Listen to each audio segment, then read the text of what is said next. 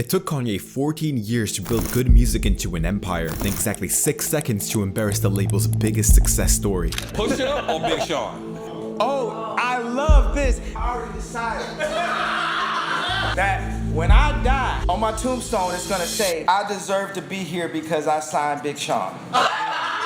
This man really picked this up and said that that's his worst decision. It was a personal attack. I thought what he said was some bitch ass shit. Given that Kanye is involved, you would think it's about ego, or politics, or Drake, but the real breaking point was far less glamorous. An audit that exposed millions of dollars missing. And I put at least $30 million in this man's pocket or more. Right. And he owes me money, and he's up billions. I still haven't gotten his money, bro. Yay, where's my money? Bro, y'all playing with my money. This is ridiculous. To understand why Kanye would clown Big Sean like that, you have to go back to the first time that they met, when Sean was just a teenager in Detroit, treating rap like a secondary job.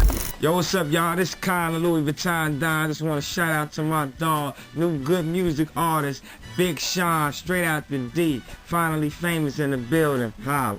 With a 3.7 GPA and a side hustle as a telemarketer, everything seemed normal for Big Sean. Motherfucker, know the motherfucker's mad at this. And I said motherfucker 5 times in about 1 line. How the hell he's out his mind, motherfucker, cause I'm signed. Until one day, Kanye West showed up at the same exact place that Sean had been rapping at. And Sean realized this was his only chance because Kanye was leaving. My homie called me like, yay, down at the station. You know, he promoting his album, dog. The shit sounded so crazy. I was like, man, fuck it. I might as well try and get down there. So I was just there the night before. He came on a Saturday. So I lied and said I left my cell phone in the office last night. And they let me in the back. They knew who I was. And one of the DJs was like, yo, Kanye right down the hall. So I get to Ye. So as he's walking away, I like chase him down. And I'm like, yo, man, can I just spit a 16 for you real quick? And I'm like, please, man, you're like my hero. Just let me spit some shit. You know, I'm just rapping because I knew that was like my one opportunity. Like Kanye, he stopped and he started bobbing his head.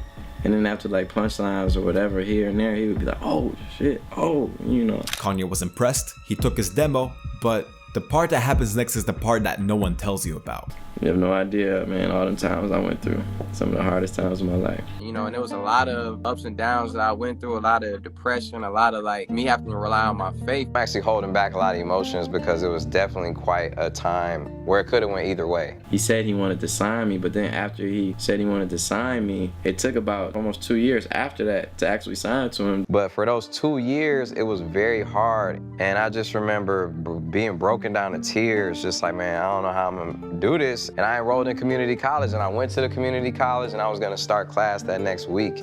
I had a full scholarship to college, you know what I'm saying, and I turned down. That's crazy. Because going off of the word. And not athletes, like scholarship. No, academic. Yeah, wow, that's fire. Yeah. You smart. Let's make some noise for him being smart. And my mom, she was just like, man, what are you doing? You could do this. Like, just keep going. And I remember I shortly got the contract from Good Music after that. During the peak of Sean's struggles, the call finally came. Kanye was ready to sign him, and just like that, Sean left college and stepped into the rap game full time. But just because he got a record deal didn't mean that life got any easier. Like, I would come out and work with Ye and like work on his stuff. I was thinking selfishly then and being like, man, when we gonna work on my stuff type of vibe, you know? I realized that I can't wait around and I just need to use this cosign for what it's worth and not depend on anyone, just try my best. From 2007 till 2011, Sean had to grind harder than ever, dropping 3 mixtapes, performing at every show that he could, and hustling just to keep himself afloat financially. Everybody around me was like, oh, he signed to Kanye, right? Yeah, my first advance was, bro, I don't even want to say the number. It wasn't a lot. Yo, Sean, my first advance was $15,000, bro. Oh, so God! $15,000. That's it. But Sean never talked like a victim. He always framed Kanye as the mentor who opened the door for him. But while Sean was laughing it off as paying his dues, that $15,000 was the first sign on the business side that things were going to get ugly. So ugly that it was gonna cost Sean millions of dollars one day. Kanye for sure. Well, actually, there aren't a lot of people who would let a kid come up to them, rap for them, eventually, sign them, build a bond with them, give them an opportunity. It's not a lot of people who would do that. He gave me an opportunity that changed my life, bro. That's why no matter what, it's just like a lot of people get mad at things like, oh, he ain't give me a fair this or this right amount of money here and this and that. But one of the things that he gave me, bro, over anything was an opportunity. And that's something that money can't buy always. After releasing the mixtapes Finally Famous in 2007, You Know Big Sean in 2009, and Finally Famous Volume 3 in 2010, Big Sean garnered the attention of rap fans and started building a fan base. I remember I was getting like $500 a show, and then it went up to like $2,000, $2,500, and I'm like, damn, well, now I'm starting to actually make something. Then 2011 hits when Big Sean dropped Finally Famous. Now he's finally getting real radio records, real visibility, and real expectations. And just to see it all in fruition, you know what I'm saying? Even just being in the studio around legends, around Kanye, around Jay-Z, like, man, it's like a dream of a dream. You can come fuck with the album, and people who don't like me will like me. Despite the mixed reviews, to the fans it didn't matter. Sean had arrived. He wasn't just a rapper with a Kanye cosign anymore, he was starting to prove that he can stand on his own. But success creates new problems. Sean didn't just want hits, he wanted respect. In the moment that he started demanding that respect, his relationship with Kanye changed from being a student and a mentor to feeling more like competition. And for the first time that Sean's career collided with Kanye's ego was over one song and one name, Drake. Everything goes back to like something to do with Drake. You know, I remember Ye thinking that I picked Drake over him for some reason. I just talked to Drake a couple days ago, man. He's a good dude. He was wishing me all the best. It's just tight that people in hip hop could really be like cool. And the first real crack started showing up in 2015, moments before the release of Dark Sky Paradise, all because of the song Blessings. It all goes back to the song Blessings. You and Drake particularly, how'd that record come about, Blessings? Just like, I know I'm gonna bring my A game to it. I feel like he bodied it. I feel like Ye bodied it at the end. And we all brought our own flavor to it, you know what I mean? We got our own styles, man. At the time, the rap landscape was a battleground for heavyweights, with Kanye West and Drake dominating the scene from different lanes. Kanye, the experimental genius with a legacy already built on classic albums, versus Drake, the new school phenomenon blurring the lines between rap and R&B, while artists like Kendrick Lamar and Big Sean were quickly climbing the ranks, hungry to claim their spot in the top tier. But with that kind of pressure at the top, rivalries were inevitable. And none were more complex and passive-aggressive than the one between Kanye and Drake. Drake don't do a diss like an outright diss song where it's a headshot. He's gonna set it up like war. People went to go get Hitler, they didn't go straight for Hitler. They set up fake tanks, they set up this, they this. So he gonna do stuff like live 5 blocks down the street from you, DM every single girl in your family. The beef even went as far as creating the infamous pool wars, which Kanye responded to by building a man-made lake in his backyard. I got a bigger pool than Ye, and look man, Ye's pool is nice, mine's just big is what I'm saying. Is Drake's pool really bigger than yours, Kanye? I have 3 pools. Still beneath the tension, there was mutual respect even when egos clashed, and Sean knew this. So when he asked Drake to feature on Blessings for his 3rd studio album, Dark Sky Paradise, he didn't move carelessly, he ran it by Kanye first. Ye had been a real instrumental part of my 3rd album, Dark Sky Paradise. Blessings was the last song that I got added at the very last second, and he heard it and he was like, I gotta be on the song. I was like, oh shit, bro, like, it's like too fucking late. He said he heard Blessings and said, I have to be on here. He said, I need to be on this record. I was like, bro, my pre-order goes up tomorrow. He's like, we about to do it right now. And I helped him write his verse for the song. For Blessings. For Blessings. And like I said, Drake wasn't like, don't put him on this shit. Right. But eventually I got the vibes, you know what I'm saying? I mean, imagine you're Big Sean right now. Your album is dropping tomorrow, the clock is ticking, and right now you're managing the 2 biggest egos in rap. I mean, wow. So I hit up Drake. Drake was the one who came up with the idea of the song. Drake had a concept, like, you know, a little scratch of the hook. We got in the studio and finished it together. When I talked to Drake about it, Drake didn't want him on that song. But I was like, I'm putting Ye on this song anyway because Ye put me on. If he wants to be on the song, he's gonna be on the song. I said, bro gotta be on it, bro. Like, he said he had to be on it, he gotta be on it. Sean decides to put Drake's doubts aside and make things work. But here's the worst part. Kanye's verse is recorded, but it doesn't get sent out in time. I helped him get the verse done. I wrote the verse with him, right? So it's like, all right, before I left the studio, I'm talking to his engineer, yo, make sure y'all deliver his verse to the mastering plant, make this happen, like, make sure Ye is on this shit. I told him, you gotta turn it into the mastering plant tomorrow, bro, because my album is about to come out. By the way, I'm doing way too much as an artist. Like, I shouldn't even have to be worried about shit like this. Right. I'm checking in like an A&R would. Hey, did he send the verse to mastering? Oh no, he still didn't. I call his engineer, yo, did he send? Oh no, we still. I'm like, bro, y'all bush, y'all playing. I'm not an A&R, by the way, and I'm calling mastering. You get the verse? No, we didn't get any verse. My A&R like, yo, your pre-order is up. And it's going crazy. And what verse you didn't get? You didn't get Ye verse? I didn't get Ye verse to mastering. Okay. Pre-order going crazy. Yeah. Talk to Ye on the phone, bro. Pre-order going crazy. We gonna do the radio and the video version for Blessings. Is that cool? Yeah, it's cool. It's cool. Cause he didn't get into mastering. So Sean felt reassured after checking in with Kanye, until he snapped the next time that they met. Next thing I know, we're shooting a video, and he's spazzing on me. Like, you did this because of, you ain't do this because of, like I'm loyal to Drake over him or something. I'm like, bro, you know I helped you write your verse. I was in the studio with you. But I had this conversation with him a few times, and the reason that I know it sits with him because when other things would happen, it always would come back to this. Other people would know this story without me saying anything. Right. How the fuck you know about, like, what?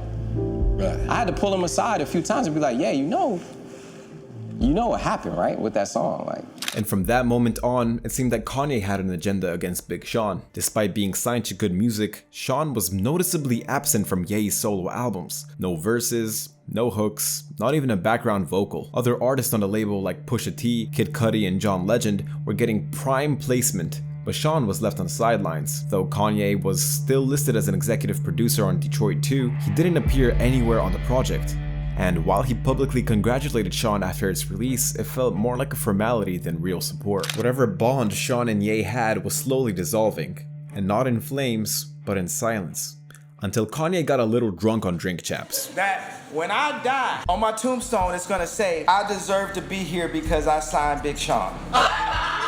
A diss so unexpected that Nora had a hard time understanding what just happened. I'm not quite sure of your pick. Yeah, you're not. Big Sean over Pusha T? No, I'm saying that the worst thing I've ever done was sign Big Sean. That's a beautiful thing. Oh, that's a beautiful thing, man. No, wait. The worst. He just said the worst. The worst song. This is the best.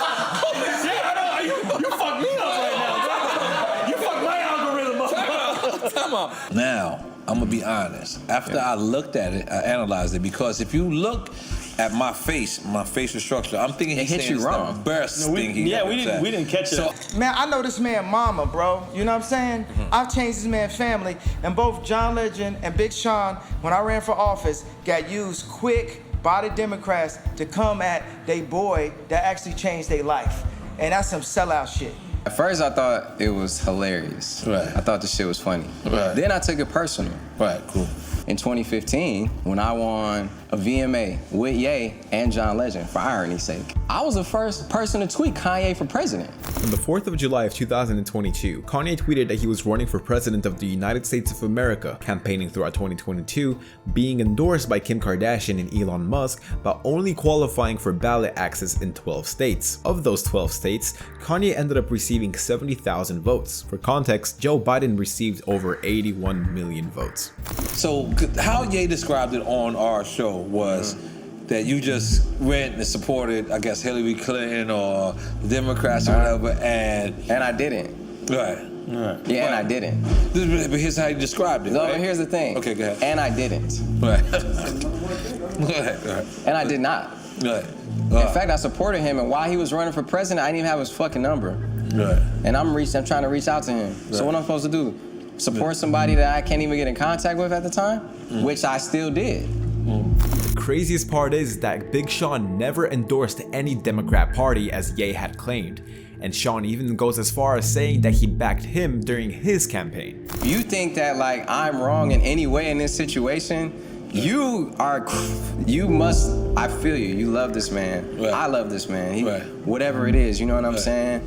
But that's some fucking bullshit though. Right. Let's not front, it wasn't even cause of music, bro. It was cause of some bullshit that wasn't even true. He said it was some political bullshit. So, fuck this shit. Fuck what he talking about. Kanye claimed it was about loyalty, he claimed it was about politics, but Big Sean knew the truth. It wasn't about who he voted for, it was about what he found when he looked at the label's paperwork. Jay Brown just came to you and said, yo, listen, Sean. He said, when the last time you audited the label? I said, I never have. Wow. And he was like, audit them. Auditing them on this royalty, on that royalty, and then all sorts of things. And then it was like, wait a minute, it's some M's missing. Sometime after the success of Dark Sky Paradise, Sean's team urged him to do something that most artists avoid: auditing the label. Because when you're successful but still feel like you're underpaid, there's usually a reason. You know, my manager saw my record deal and said, this is a shitty record deal. I had to spend my own money auditing my label because millions of dollars are missing, and you could tell when millions of dollars are missing. Of course. Thinking Universal owed me this money, and the money had been paid to Good Music. With the deal I signed, he made more money off of me, my music than me, which is totally fine. I'm not complaining about that. It's just a fact. People be trying to take this so much as a fact. It's just a fucking fact. This isn't me making up a number. I got an auditor who audited the book. If you up B's and you owe me this money that probably ain't nothing to him, that's life-changing money for me. Sean says the audit suggested around $6 million was unaccounted for across the companies connected to his masters, including entities tied to Good Music. He's also been clear that he doesn't know if the issue was Kanye personally or the business side around him, but the result was the same: money that didn't match what he believed he earned. I earned millions of dollars because I sold over 50-some million records. I was one of the top-selling hip-hop artists between 2010 and 2020. I was in the top 10. I worked my ass off, bro. I fucking drove myself to depression. I drove my fucking self to the brink of wanting to not live, bro. Yay, where's my money? You know, I'm not getting a straight answer from no one. So then I'm like, bro, y'all playing with my money. This is ridiculous, dog. After all of the times where I've sat in the studio, contributed, not got any credit on shit, which is, like I said, I'm not even complaining about that. It is what it is, but the point is, like, I need my money that's owed to me. But they eventually settled for an undisclosed amount in 2024. How is your relationship now? And can you have a relationship with a person who shitted on you the way he did on Drink Champs and he owes you $6 million? Can y'all ever have a genuine relationship? Well, he doesn't owe me the money anymore. It got resolved. But oh, he paid you? Someone paid me. I guess it was him. But word. Yeah, but I took a little less than I just wanted to end it instead of going to court for some shit over that. What was the haircut? It was $6 million, so what was the haircut? What was the haircut? How much did you end up getting? Let's see. That is none of your business. With the release of Detroit 2 in 2022, Big Sean had fulfilled his contractual obligations, finally allowing him to leave Kanye's label for good. What would you say to him if you get that opportunity to say, yo, listen, brother, it ain't nothing personal? What would you say? What I would say is that I try my best to be loyal to you, man. That's it, man. I call, every time you call me, I was there. It's like, if you wanted my support, all you had to do was call me, man. Like, I would have been there every time, gladly. Supporting you is a dream of mine, bro. You my idol. You know what I'm saying? That's all I needed was just the communication, but I feel like I got treated more like as a thing more so than a person. Fast forward to 2022, Sean dropped his 6th studio album, Better Me Than You, through Def Jam. This marks his first full project not tied to Kanye or his imprint. Today, Big Sean is touring Better Me Than You, refining his brand and focusing on personal growth, leaning into introspective lyrics, fatherhood, and a renewed sense of artistic autonomy. His path forward is no longer tied to Kanye's shadow, and with a new team behind him, he's carving his own legacy.